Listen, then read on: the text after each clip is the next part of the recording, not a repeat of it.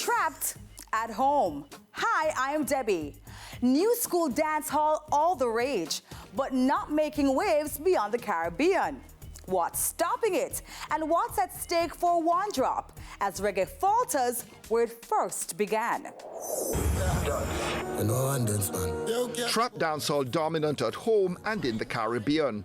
The soundtrack of a generation drawn to the messaging and lifestyle of the rap world, and a generational departure from the beats and bounce that made stars of Buju Banton, Bounty Killer and Beanie Man, not to mention Shabba Ranks, Shaggy and Sean Paul, DJs whose music also had mainstream appeal and sold platinum records. But if dancehall spoke to markets beyond the Jamaican diaspora, trap from Jamaica still playing catch-up.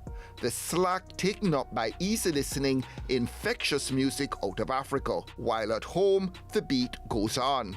On the lyrics talking about scamming and chopping, and making a virtue, possibly ironic, of being fully dunce. Give me a frank assessment of your understanding of fully dunce. Fully done, I think that they're saying that you don't have to care, just do what you do, and I think that that's a bad assessment. You need to have a sense of responsibility on what your music represents in society. I understand that certain music represents a reflection of our society. Ghetto and suffering and violence, we can never get rid of that. We can only contain it. But I think that as somebody that is rising above that, hence you see where Cartel had to be incarcerated for 13 years, what he went through. And if you listen to him speak now, you can see that it is a man that is rehabilitated. For his Gaza fans, Cartel's rehabilitation tantamount to the arrival of a comet, and just what the dancehall doctor ordered.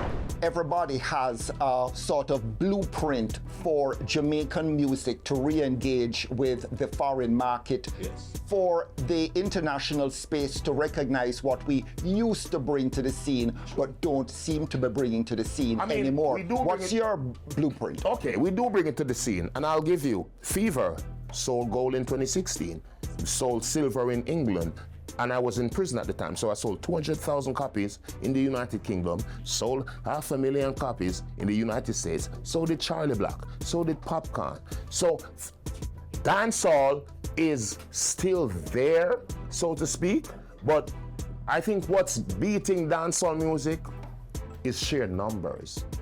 3 million people in Jamaica, maybe 2 million in the diaspora, versus a Nigeria. 200 million. So I just think what we're losing out on is just the sheer numbers, but the influence is there, and I think the music is doing amazing stuff, and I believe in the kids now, the new generation of artists, what they want to call it trap dancehall. I believe in them, and I know they're going to do amazing things. For the moment though, no one's cracking Billboard, except Skilly Bang with Crocodile Teeth. The remix with Nicki Minaj spending 1 week on the top 100 in 2021. JR, when did the trap sound emerge in Jamaica? Trap had its moment 2018 with Ragging King, Tough. That song took over the Caribbean. It was the moment people started to pay attention to the genre as something emerging out of the original dancehall.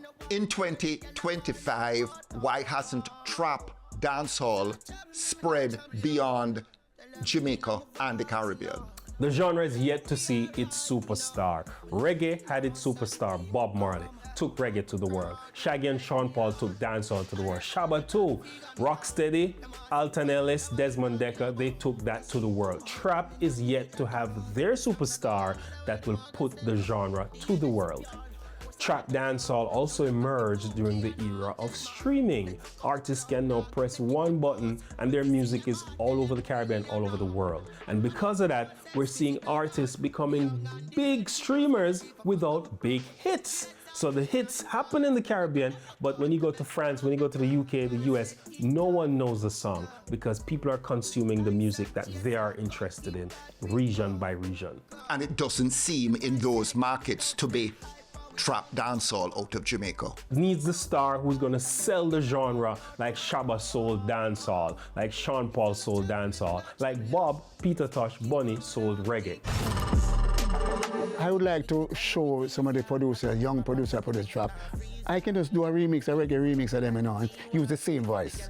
Use elements of the same rhythm. If I get the files and just make it reggae and show them so them can make this, or it can be done. I think it would last longer, but they're not aware that it can be done. Respected reggae arranger Clive Hunt not writing off any genre, but wonders at the seeming lack of interest in anything outside a narrow scope of listening. You said it right, the lack of curiosity. Because they make quick money, easy money, is like scamming.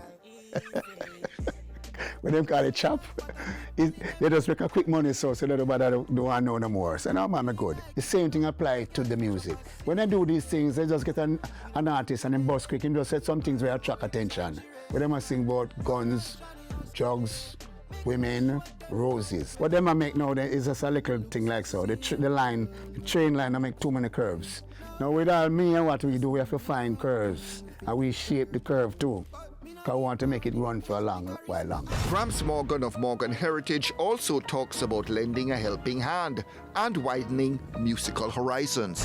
There's a sense that we can present our music without it being disrespectful or aggressive. The mentorship is not just sitting down and me trying to tell you what to do. Still be yourself, but let me show you how it can be playful, fun, and jiggy. And this is where Afrobeats is winning over dancehall right now, because the messages aren't offensive. They're not to chop off this, they're not influencing crime. It's just fun, party, look what kind of car I'm driving and flossing, and just keep it fun.